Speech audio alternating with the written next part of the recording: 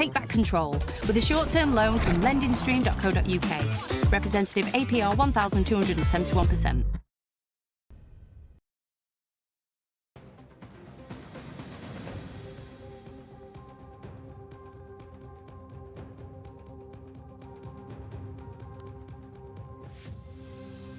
Hello and welcome. You're watching India Global. I'm Gaurie Dwivedi. As always, we start with the top stories that we are tracking on the show.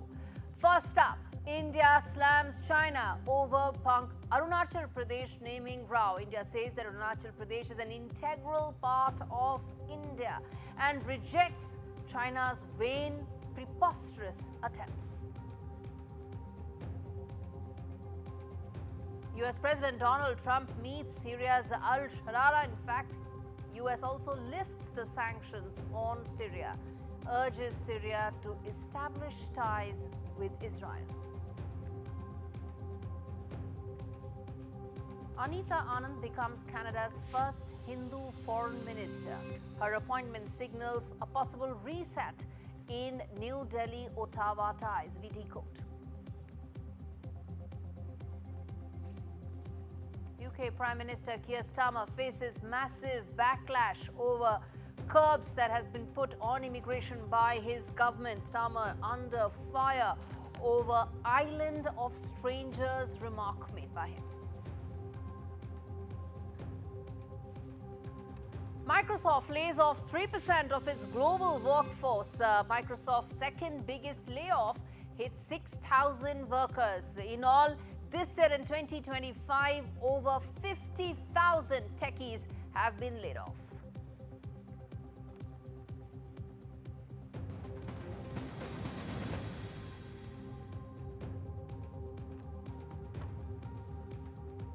The big story on the show that we are tracking, which is Arunachal Pradesh. And once again, China has reignited tensions by releasing a provocative list, renaming places in Andhra Pradesh. A statistic, a fact that's absolutely incorrect. In fact, it's falsely said that southern Tibet is a part of China. But India's message, in fact, has been absolutely clear. On our screens, we're putting that out. Arunachal Pradesh is non-negotiable part of India. Very clear messaging that's come in from India. Arunachal Pradesh is not a bargaining chip. It is, was and will always remain an inseparable part of India. The Ministry of External Affairs did not mince its words. It called China's actions both preposterous and vain. It condemned Beijing's attempt to rewrite reality through fabricated names. Viewers, this is the fourth such list in just 8 years. We're pointing that out. It happened in 2017. It happened at several times as well earlier. 2017, 2023, or 2021 and 2025. Each move has been nothing but an escalation attempt in China's map war strategy to assert bogus territorial claims. But it's not just names, it's also water. China's mega dam that's there on the Yarlung-Jiangsu River, in fact, is just another important aspect of what it's trying to do. It's in fact called Siang in India, which many see is also another attempt to weaponize natural resources. With renaming games and dam threats, China may seek to unsettle the border, but India's stance remains unwavering.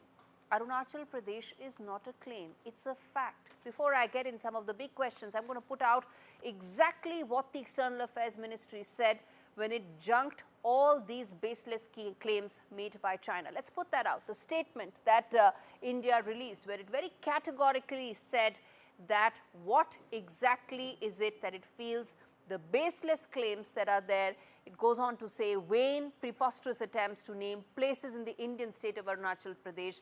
Consistent with our principled position, we reject such attempts categorically. India has been saying that again and again. But why is it that China has been making this exercise again and again? I pointed that out.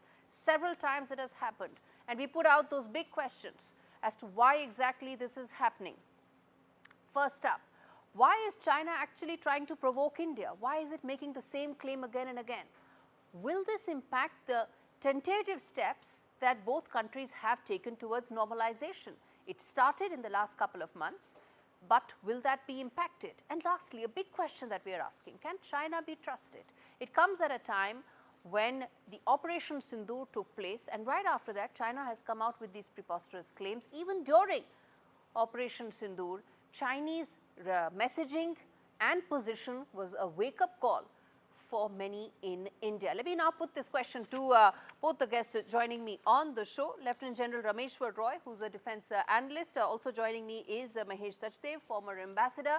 Thank you so much, gentlemen, for speaking to me on India Global today. And in fact, General Roy, let me start with you. You know, this attempt to come out with this naming exercise again and again, it's nothing but optics. But one can't miss the timing at which this is actually taking place. We just saw Operation Sindoor, China's real colors, and now this another effort in terms of the optics that it's trying to put. How do you read China's games once again when it comes to Arunachal Pradesh? Let's be very clear that there is nothing new in China's play. They have been mentioning this time and again. But by mere mention of it doesn't make anything any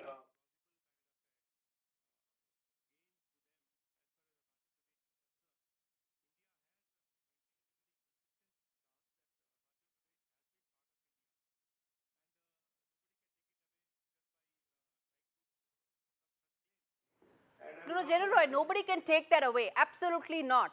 But what I'm trying to say is, how do you read these repetitive attempts made by China? See, right now China has tried to balance it out in a manner that should help Pakistan, because we are well aware of the relationship.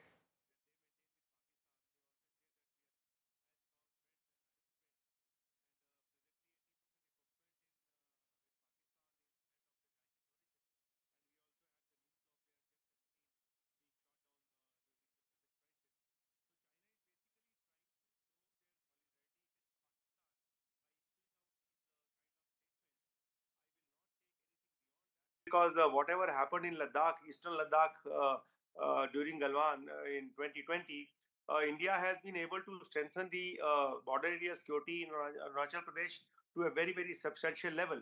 And therefore, I have reasons to believe that we are well prepared for to Absolutely, counter sir. any of the Beyond Chinese threats. doubt, an Operation Sindoor and India's success should actually put any Chinese dreams, aspirations completely out of any possibility whatsoever. So there is no doubt in my mind or that of any Indian in terms of India's military capability. But, Mr. Sachdev, let me ask you this from a diplomatic point of view. The fact that India and China, after Galwan, they had a long stretch, 4.5 years, but there was a complete both sides in terms of any diplomatic relations, there was no progress whatsoever. A thaw started about 6 months back, 7 months back actually. Do you think that will get impacted by China's messaging, these recent efforts? One, how it took a position in favor of Pakistan during Operation Sindoor, following it up with these messaging that's coming in right now. Thank you, Gaurie. Glad to be with you on this channel. I think you asked a very important question, and both India and China are ancient civilizations, and we do not act in a hurry.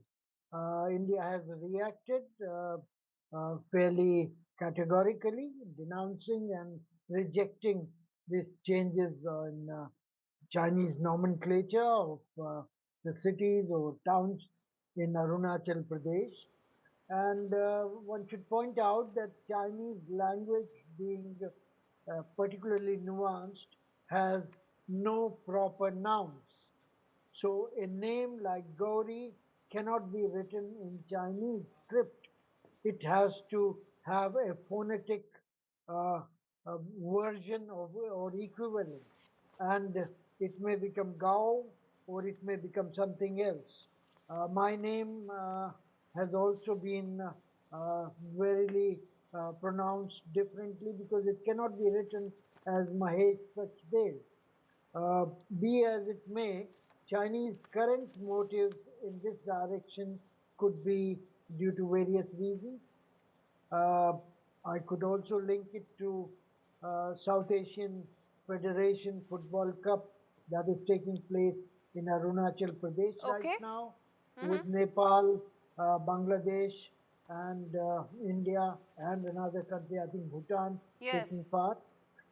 Then you also have recently concluded US-China trade talks, where Chinese seem to have got some headway by having Trump to agree to lowering the tariffs. Okay.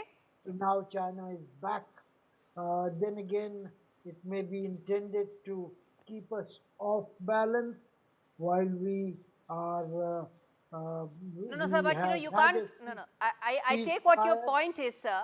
The only thing is you can't throw India off balance by coming out with the same trick every couple of years. It's the same trick that they keep coming out with. It has, forget diminishing, it has no returns whatsoever. But I come to the other question that I asked in terms of the big questions that I put, and General Roy, I want to ask you this. Can India actually trust China?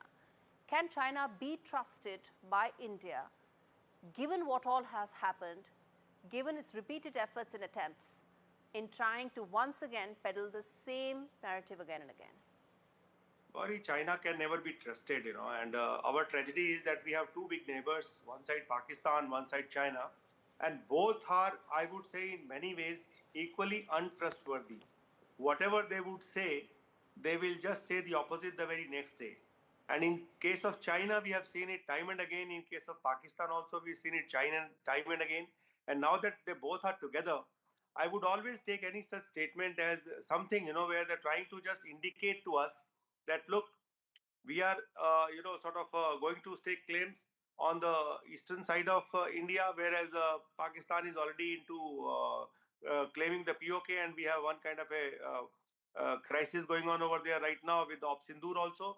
So as far as I'm concerned, the Chinese always have maintained one thing, that let us leave the border issues out and carry on with the rest of the relationships. And we have always maintained that no, border issue is going to impinge on our security in times to come. Therefore, that is also part of our overall consideration as to how much can we go ahead with the China. And Ambassador is here to sort of give more views on it. But Mr. as far as Sachdev, the you want to soldiers' come view in is, there, sir? yeah. But a soldier's view is that we have balanced out both the sides and we are prepared for both these threats. We call it, we are always prepared for 2.5 front war, which means Pakistan on one side, China on the other side, and half front we give it to the terrorism which is going on in India. And therefore we are So all there is no ready doubt as in far as my security. mind, and in fact Operation Sindoor will be, in my opinion, taken as a case study in military academies around the world. There is no doubt in my mind or that of any Indian. But my question was just around the fact that given the trust deficit that already exists between Beijing and New Delhi, come these tricks, repeated tricks, same antics. Mr. Sachdev, I want to ask you this. Given the trust deficit, do you think this will just heighten that deficit that exists between the two neighbors? I think it would certainly do that. In any case, Chinese had no particular reasons to get into this at the current juncture, except when trying to tease us, trying to show that not only do we have differences with Mr. Trump, but we also have continuous differences with Chinese themselves. So our attempt to uh, sort of count Mr. Trump and United States on in our corner is they try to poo-poo it. Uh, I think there might be these might be the motives, but I Okay. think we have done it right. We have taken a strong and strident view, rejecting it, Yes. and that settles the issue as far as we are Okay. concerned. All right. I'm going to leave it there, gentlemen. Thank you so much for joining me on India Global. Well, viewers, bottom line, as far as this is concerned, there's nothing new as far as China's antics are concerned. Repeated tricks continued several times. The fact is, Tawang Monastery in Arunachal Pradesh is the second largest Tibetan monastery after Lhasa. It's where the 6th Dalai Lama was born, and with his Holiness, the present Dalai Lama's advanced age, the Communist Party of China is prepping to ensure that it gets to decide the next Dalai Lama, not the people of Tibet, not according to their traditions. But it cannot ignore the Tawang Monastery and the role it may play in deciding the next spiritual leader of the Tibetan people.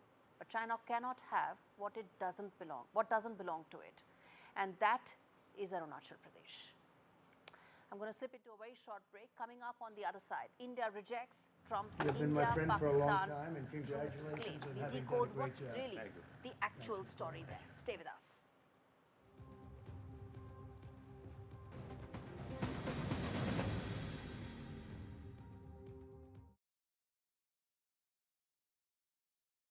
Summer's heating up with People's Postcode Lottery. Oh my God! Because in our June draws, you could win a share of £17.8 million, including our special summer prize, where players and an additional 50 lucky postcodes will each win £10,000. Sign up before midnight on the 31st of May, and a share of £17.8 million could be yours, but only if your door is in the draw. This year marks the 80th anniversary of VE Day, and to commemorate this historic occasion, we're pleased to announce the official release of a new 50p coin. Celebrating the day that marked the end of World War II in Europe and brought long-awaited peace to our nation, this official new 50p coin has been plated in 24-karat gold and can be yours for the introductory price of just $2.99. Postage is free. Demand for this new 50p coin is certain to be high, so call 0800 988 1468. Head to veday50p.tv or scan the QR code on screen to secure this valuable keepsake for you and your family. The stunning design features a young couple embracing in the streets while the VE Day celebrations continue around them. This 50p is the first in a new series of 50p's highlighting the key moments and events of VE Day. So don't delay. Head to veday50p.tv now. No child should suffer the torture of trachoma, but so many are in pain right now. Nananga's lashes have turned inwards. They rip and tear away at his eyes. Pamelo's sight could be gone forever. He's just 3 years old. Kofanga screams for his mother. His eyes are so infected that he can't even see her. For so many children in the world's poorest countries, trachoma is torture. It's a painful infection often spread by flies, and it's destroying children's eyesight. But it could be stopped if you help today. By calling 0800 038 4926 and giving £1 a week to Sightsavers, you can help make sure children get the treatment they desperately need. You'll help us bring them the medicines and the care that can treat infections.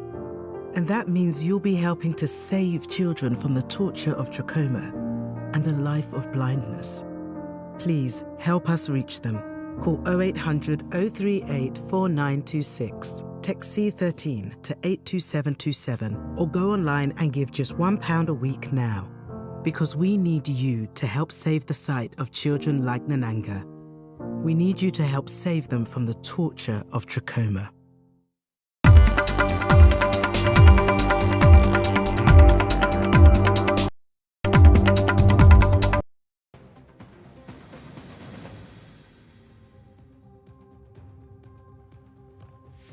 The war drums have thundered across the line of control for 3 relentless days. Operation Sindoor was in full force. In the skies above, Indian jets carved arcs of defiance. Pakistan's air bases reeled under precision strikes, their commanders scrambling their bluff called. Then claimed the claim from a gilded podium in Washington, President Trump declared he had stopped the war. In New Delhi, the mood was steely. No, said the Ministry of External Affairs, and a single word followed by a heavy silence. They had the call logs, the timestamps, the missile telemetry, the bloodied soil, the 3:35 p.m. hotline that Pakistan had begged to reconnect. Not a whisper of trade, not a breath of diplomacy, only the hard, unyielding edge of Indian resolve. It wasn't Trump who brought peace, it was the force of Indian arms, and the echo of that truth now thundered louder than any speech. I'm going to first play out that soundbite of External Affairs Ministry spokesperson. We come back and decode why is it that Trump said what he said. From the time of Operation Sindoor commenced on 7th May till the understanding on cessation of firing and military action on 10th May, There were conversations between Indian and US leaders on the evolving military situation. The issue of trade did not come up in any of these discussions. Brahmachalani joins me live for On the Broadcast, strategic affairs expert, to decode why exactly Trump came out with those claims. Mr. Chilani, you've been decoding Operation Sindoor. What do you make of Trump's claims that have been completely rejected by New Delhi?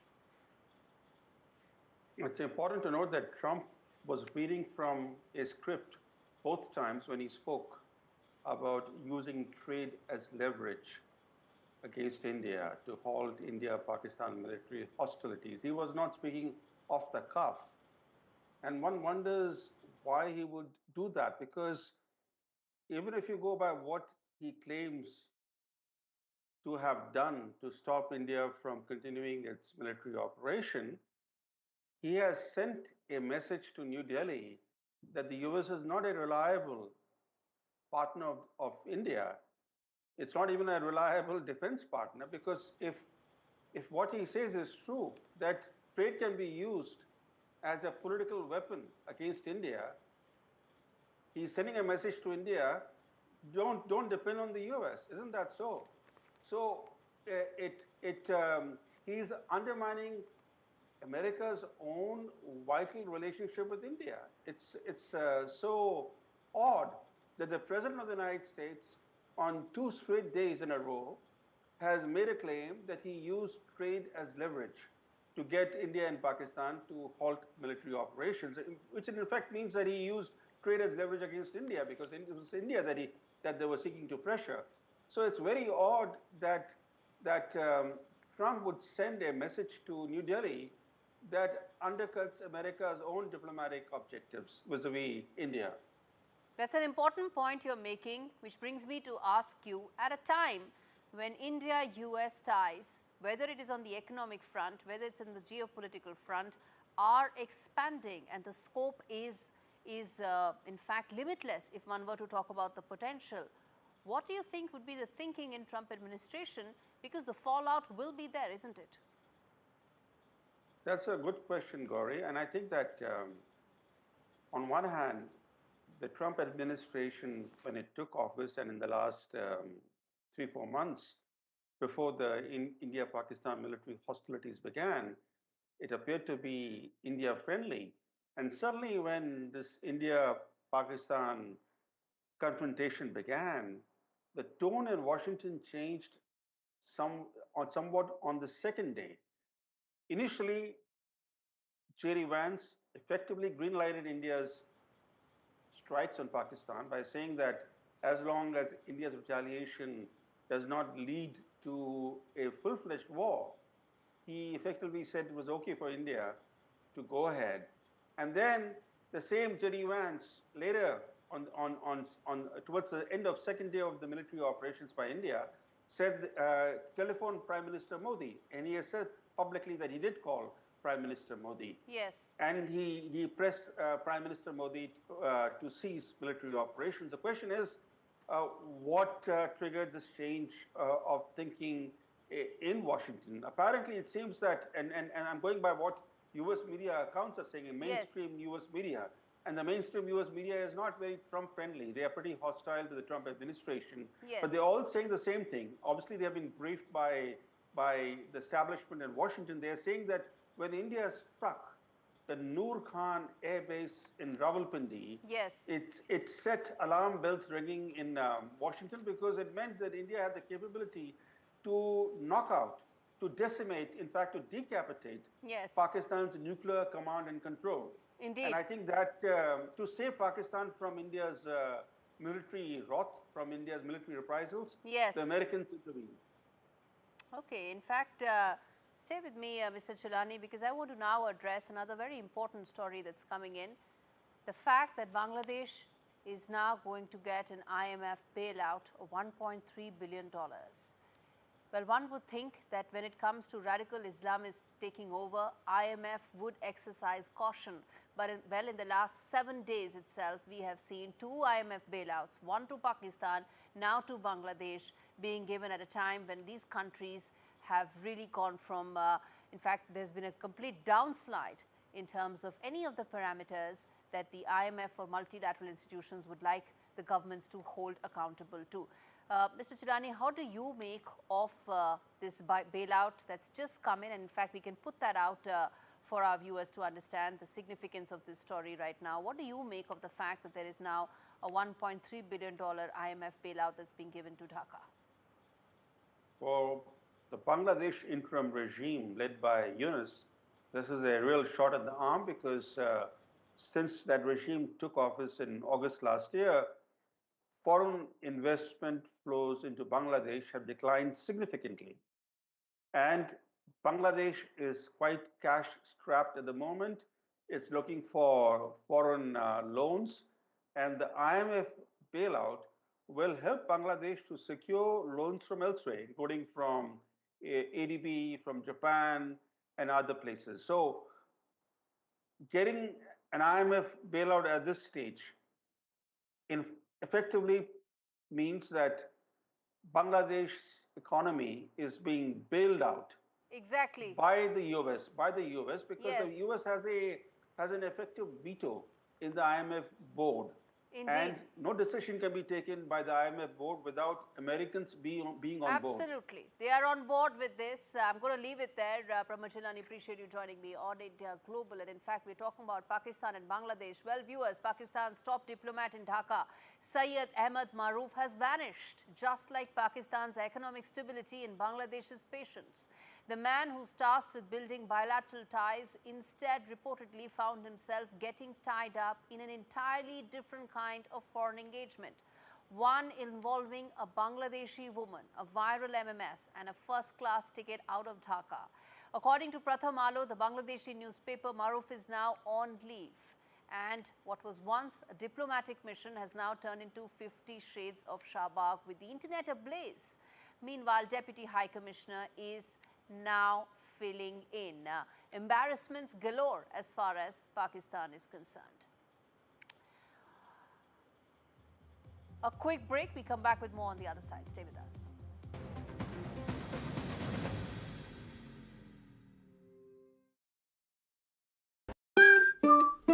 What are you so happy about? I've just made a claim.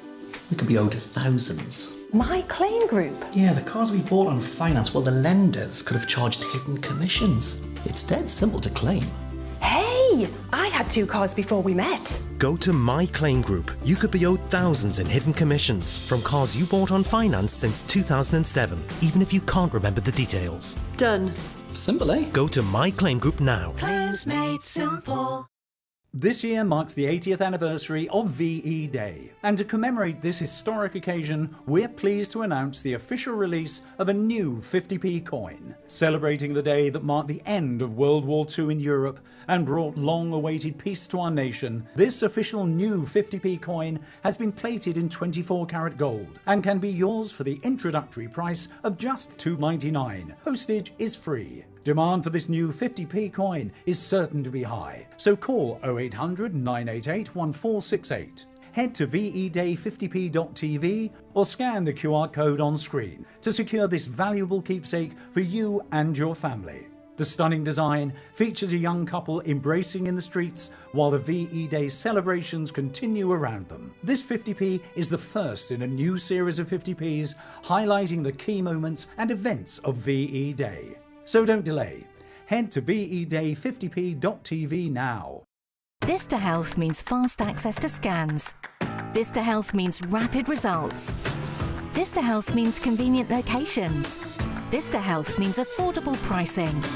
At Vista Health, we know what your health means to you, and that's why we provide fast access to MRI, ultrasound, echocardiogram and other health scans, without the need for a referral or medical insurance. Get the answers you need. Book your scan today at vistahealth.co.uk.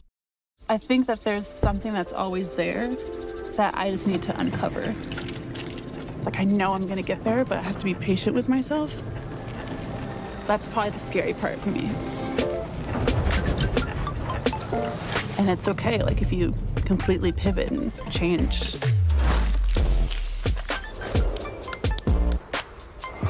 You know, you have to be comfortable with that.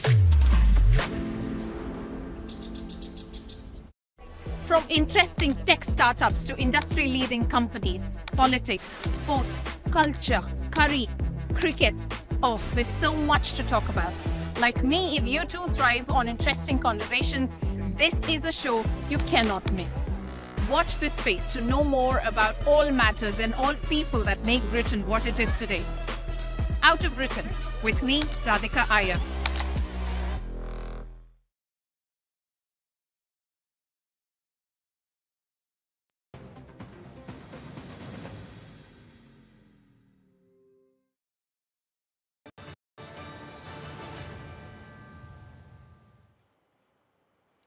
President Trump is trying to change the political landscape of Middle East, and that's what his desert diplomacy is all about. And while many feel his first trip overseas is heavy on optics, there could be some substantial movement on geopolitics as well. Well, for starters, he has begun normalization with Syria. After a quarter of a century, Syrian President al-Sharaa, who went by the name Abu Muhammad al-Julani as a globally designated and a US designated terrorist, is suddenly now in Trump's good books. And American sanctions are likely to be lifted, and along with that, EU sanctions will also go away. But as Trump dangles this carrot, he wants to have some big gains, from Turkey to Russia to Syria, of course. And let's put that out as big questions that we are asking. But first up, I want to play out this soundbite of Donald Trump as he hopes to make those big gains in Syria. I will be ordering the cessation of sanctions against Syria in order to give them a chance at greatness. Now it's their time to shine. It's their time to shine. We're taking them all off, and good luck, Syria. Show us something very special like they've done, frankly, in Saudi Arabia. Okay? They're going to show us something special. The big questions that we are asking, is this really a big step towards normalization with Syria? The fact that sanctions have been lifted, EU sanctions would also, of course, as I said, go away, and that will ensure that the financial helplines will start. The second big question that we are asking, will Syria now actually join the Abraham Accords? Let's not forget, a lot of this has been tied to US's policy with regards to Israel. Trump may not be stopping over at Tel Aviv, but Israel is a very large part of the entire trip. And third question that we are asking is, what does Trump's Gulf diplomacy really hope to achieve? The big takeaways in terms of behind the optics, behind the red carpet and the big fancy jumbo jet, what really is it hoping to achieve? Daniel Brock, who's a senior journalist, joining me from Washington. Anjana Sankar, who's a senior journalist, is joining me from Abu Dhabi. Daniel, let me start with you. The fact that there is now normalization of ties between Syria and US would probably be unthinkable just a few months back. How do you see this, and what, according to you, Trump is really hoping to achieve by opening the financial taps once again for Syria? Well, I think a couple things are possible. I'd start by saying that ties are not normalized yet. He hasn't talked about restarting formal diplomatic relations, and he's just promised to remove sanctions. And as we know, Trump can change his mind often. So we're waiting to see exactly what's going to follow. But I think that the main thing he's trying to achieve... Daniel, a lot of people are expecting that lifting of sanctions will probably be starting of the process towards normalization. But go ahead, make your point. True. Yeah, go ahead, make your point. Yeah, that's true. It could start that process, certainly. I think the main thing he's after, per what you were saying earlier, is to try and get Syria into the Abraham Accords. So he's talked a lot about trying to get Syria to recognize Israel, to partner with Israel. And I think he hopes that by meeting with Syria's new president, he can kickstart that process. And removing the sanctions is a show of faith. I think he's also hoping just in general for a more stable Middle East. And he's hoping that his kind of personalistic approach to diplomacy can have that effect everywhere, but including when it comes to Syria. In fact, Anjana, you want to come in there in terms of Trump's desert diplomacy? There is a lot really on the platter. And how much do you think he would really be able to achieve? And what would be the big things that he would like to focus on? See, definitely when it comes to Syria, I would like to mention that Syria has, a country that has been in a civil war, rattled by civil war for more than 13 years. this lifting of sanctions means this is a completely new chapter opening for Syria. This is a renaissance in a way for Syria, because there are like hundreds and thousands of Syrians who are ready to come back. They've started already that journey back home. And this would mean that the very essential infrastructure, the revival of the economy would all start. This is a starting point for Syria. So I think this is a big step for the country, and that is why we are seeing all these big celebrations on the street in Syria. And for Trump, I think this whole foreign trip, starting with Saudi Arabia, as he has done in his first term also, he started with Saudi Arabia. I think this is a clear showcasing of Trump's art of the deal. That's what he wants to do. And I think Trump has done a huge, gamble with this tariff war that he had started with countries like China. So it is essential for him to get these big investments. Anjana, make no mistake, this is also a gamble. I mean, nobody is saying that this is a win right now. This is a gamble. Make no mistake, the man that he's trying to now, of course, he hasn't normalized, but the man he is now throwing this big carrot to is and was a globally designated terrorist not so long back. So this is not just about Syria. There is, of course, a lot of moving parts to this. But Daniel, in terms of the in terms of the US-Saudi Arabia relationship and the US-UAE and Qatar relationships, of course, the other factor that's really likely to weigh heavily is the Israel factor, isn't it? Definitely. Trump, Israel looms over this entire trip, right? Even if he doesn't actually go to Israel, the Israeli-Palestinian fighting, absolutely, Israel's war in Gaza is the main thing happening in the Middle East right now. It is the main source of instability in the area right now. And so it's absolutely going to be on everybody's mind. Now, we know Trump wants to bring some sort of end to the fighting. It's a part of, as we've been talking about, the art of the deal. We also know that he wants to expand the Abraham Accords to include Saudi Arabia in particular. That's kind of the big prize on the board. And so I imagine he sees this trip in some ways as an opportunity to hopefully move the ball forward in some way on that in order to try and get Saudi Arabia closer to normalizing ties with Israel. Now, whether that will succeed or not, we don't know, because I don't see anything in this trip agenda that's going to get Israel to withdraw from Gaza, as Israel looks more and more set to actually colonize Gaza and go in and begin to set up settlements. Of course, we don't know what's going to happen in Gaza yet. That's all, just kind of conjecture. We're still uncertain what's going to happen there next. But I do think that that's a huge item right now. That's a huge thing that Trump is thinking about. Indeed, he may not be, as I said, stopping over at Tel Aviv, but that is likely to be a huge part of this entire exercise. Which brings me to ask the one final question to both of you. A lot of people feel this is essentially a business trip with, maybe diplomacy thrown around a little bit for the correct optics. Is that how both of you see this, or do you expect big geopolitical wins for Donald Trump from this? Anjana, you go first. This is definitely, as I said, the optics is very clear.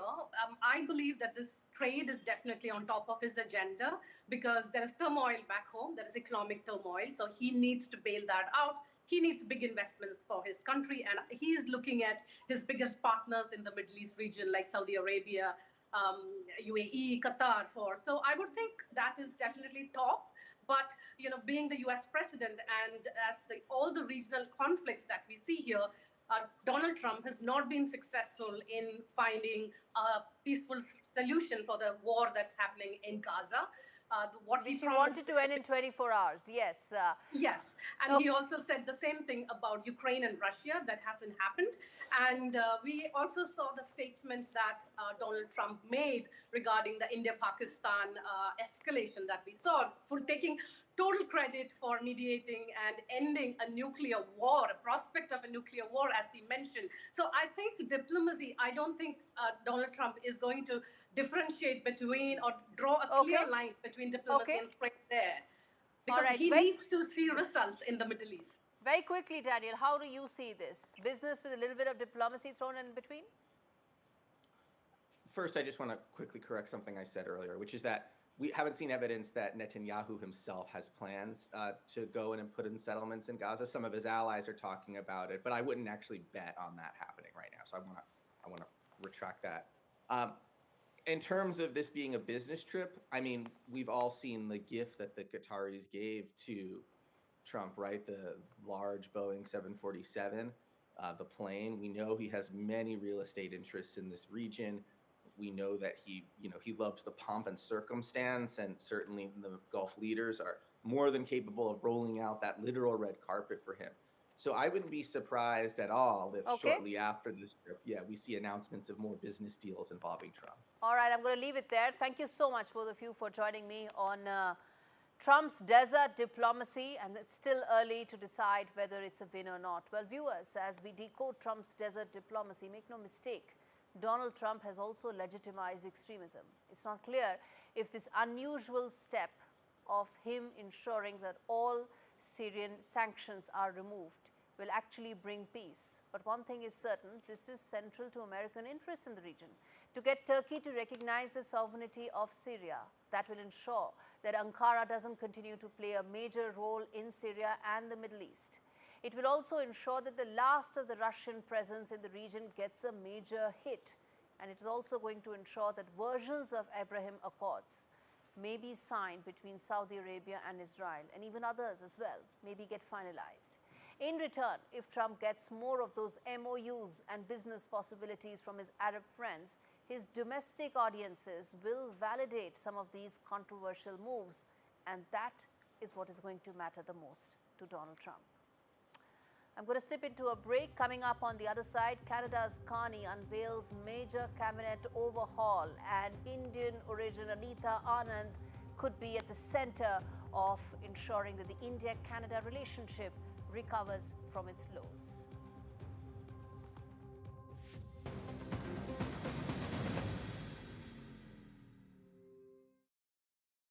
When I woke up, they said, "Alyssa, you've got leukemia."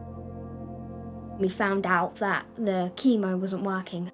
Cancer is still the biggest killer of children in the UK, but innovative new treatments could help beat cancer for more children like Alyssa. I'm cancer-free now. Text, call or search to give £3 a month and help build a new children's cancer centre at Great Ormond Street Hospital. So together we can save more lives. Don't miss Sharp's half-price spring savings.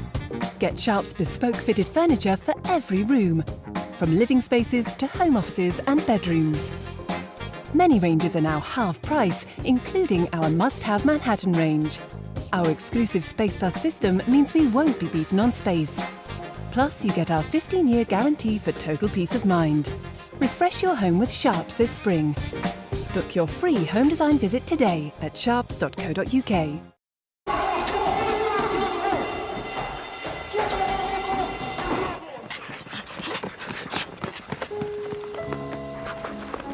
What's wrong with the car? It's okay, lads.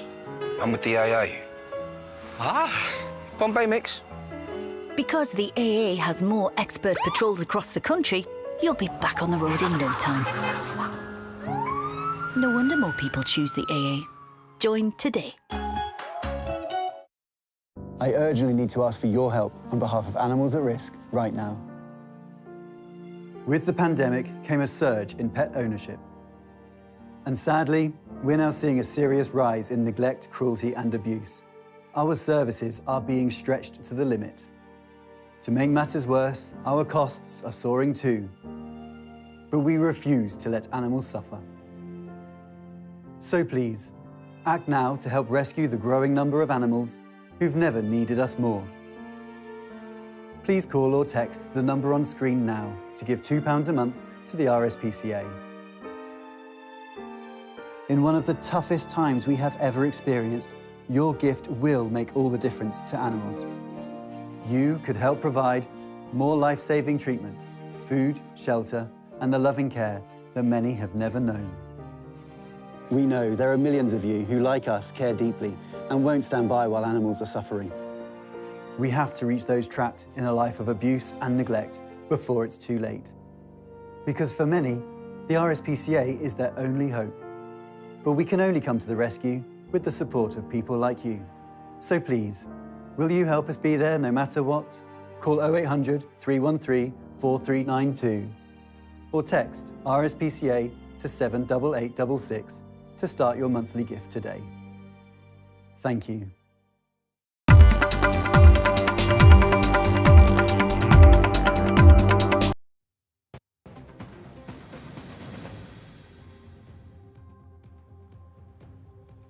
I'm going to now turn attention to Anita Anand, Canada's first Hindu foreign minister, who is now entrusted with ensuring that Canada's relationships, important ones, are robust and remain so during an uncertain Trump era. Well, Indo-Canadian Anita Anand is now the country's foreign minister, and this was announced by Mark Carney as he unveiled the cabinet. On your screens are those visuals that came in earlier of Anita Anand being sworn in. Let me now get in Dean Baxendale to talk more about. He's a senior journalist joining us from Ottawa to talk to him about what does this mean in terms of the responsibility that many expect now lies on Anita Anand's shoulders to repair what happened during Trudeau era. Dean, I know that Canada's important relationships also include the US being one of them, most important, along with China. But given the fact that Anita is Hindu, of Indian origin, there is a lot of expectation that she will repair what was completely broken during the Trudeau era, the India-Canada relationship. Yes, thank you, Gaurie.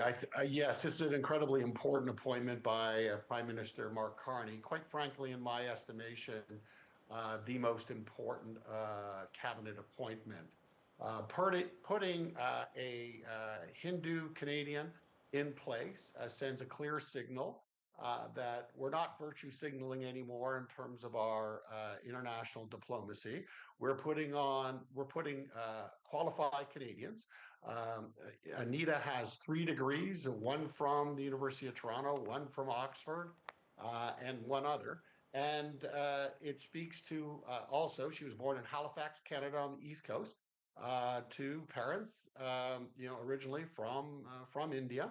And I think this is a significant appointment. So she has other portfolios before this, i.e., most importantly, Minister of Defense, where I think, unfortunately, after that, Justin Trudeau kind of sidelined her when she should have been on the stage here. So we're playing out some of her important appointments on the screens, whether it's about training Ukrainian soldiers or whether she was some of the other important assignments. This, of course, is the single most important assignment of her political career so far.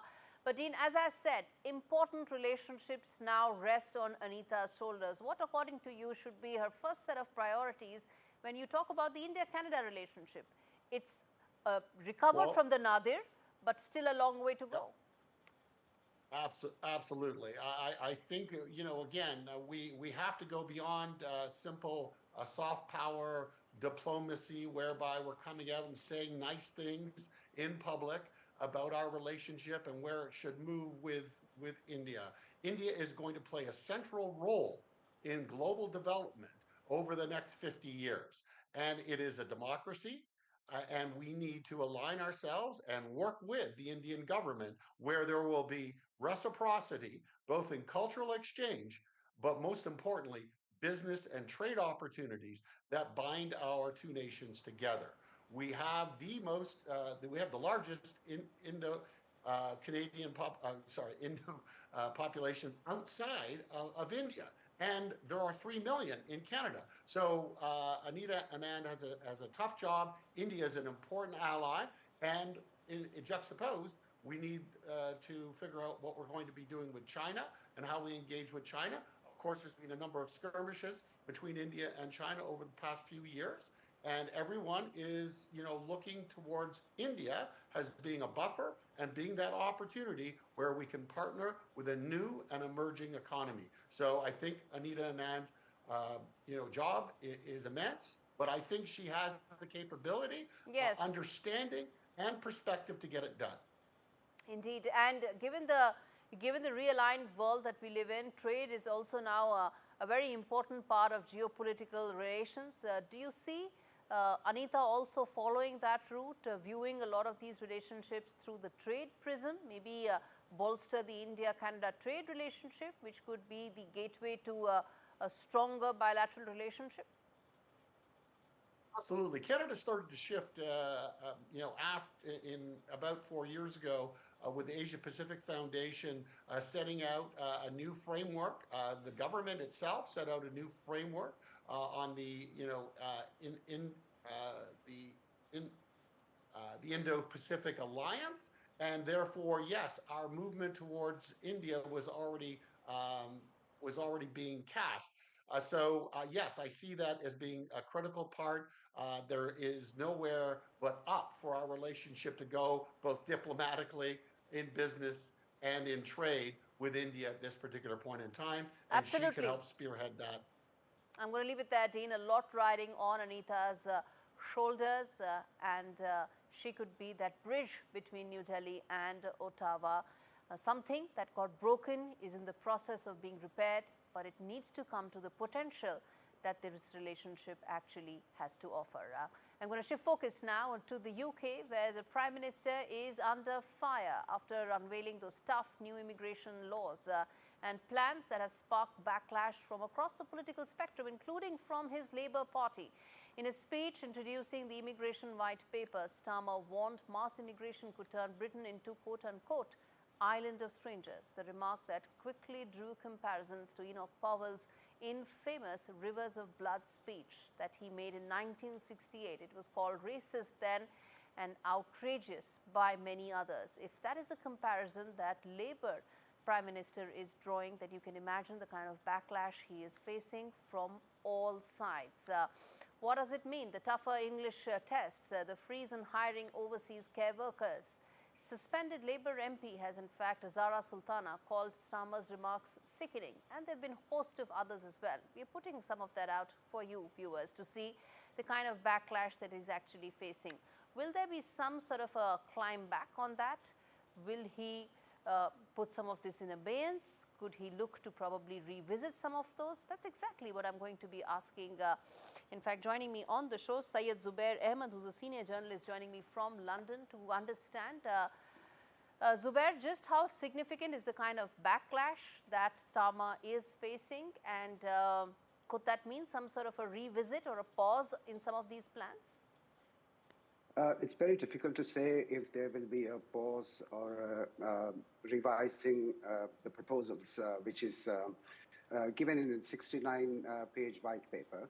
But yes, the criticism is widespread. It is across the board. Politicians from across a political spectrum. You have businessmen, you have social workers, journalists. They're all very, very upset about the speech and what he said, that the Britain would become an island of strangers if net migration wasn't reduced. So I don't know if Mr. Starmer is going to, go back and have a relook at the proposal. But, despite facing heavy criticism, he has defended himself stoutly, saying that, he values the contribution of migrants, but he also has stressed that the arrival must, the new arrivals must learn English and integrate into British society. Now, some of these things that he is talking about it has been echoed by various people here, socialites, social workers, politicians. And this is a sense I get here in this country that the quality of immigrants that's coming into this country is not being liked very much here in England. For instance, the average person on the street here Zubair, doesn't mind. I understand that some of this has to be rooted in some sort of a political feedback mechanism that Starmer and his party are getting. But I want to understand from you that how much of that is related to the rise of Nigel Farage. The local polls that took place on 1st of May, one can dismiss them as being local polls, but they also convey some of the sentiment. Absolutely. That is spot on. I think one of the reasons Mr. Starmer has taken this stance is because in this month's local election, his Labour Party has done very, very poorly, and Nigel Farage's party has done very well. And even in the general election last year, Mr. Farage's party, even though it was expected to do better than what they did, but they actually rose in terms of the growth was seen widely across the country. So there is this fear among the Labour Party politicians that they have to checkmate Nigel Farage's popularity. And, you know, this is not in isolation. I'm not really surprised at the speech and the proposals put forward by the Prime Minister in the White Paper. It was the Labour Party's election promise to reduce migration into this country. And all over Europe, we can see it is happening. That, it's a trend. It is happening. That's the trend, yes. Yes, sorry to interrupt you there because I'm running out of time, but very quickly, net migration, in fact, is expected to fall to 300,000 by 2029, and 100,000 fewer migrants are expected to come due to visa changes. Very quickly, I want to understand from you, is there any chance of any of this actually being put on hold, given the backlash from his own party? So far, whatever I have been hearing from Mr. Starmer himself and other his cabinet members who were on the programs this morning on radio, I don't think they're going to budge from their stance. All right. So, of course, Indians form a very large chunk of immigrants, and they will have to brace themselves for the changes that have been made. Thank you so much, Zubair, joining us from London. Turning attention to another story that's deeply troubling, given the fact that thousands of layoffs have taken place, particularly in the IT sector this year alone. There are reports that suggest that Microsoft is now the latest company to be now announcing massive layoffs across the world. These are cost-cutting drives that are being made. As I said, Microsoft being one of them, 6,000 employees is what they are looking to cut. HP slashed 2,000 jobs. Ola, in fact, cut 1,200 jobs. Salesforce, in fact, cut 1,000 employees off their payrolls this year. And that number, unfortunately, is growing. Remember, this year, it's only been 5 months of this year where about 53,000 jobs have been cut worldwide when it comes to some of these global tech companies. What does this mean from a technology point of view, given the fact that AI could be one big factor for these business decisions to be changing? On that note, completely timed out on this edition of India Global. Thanks so much for watching.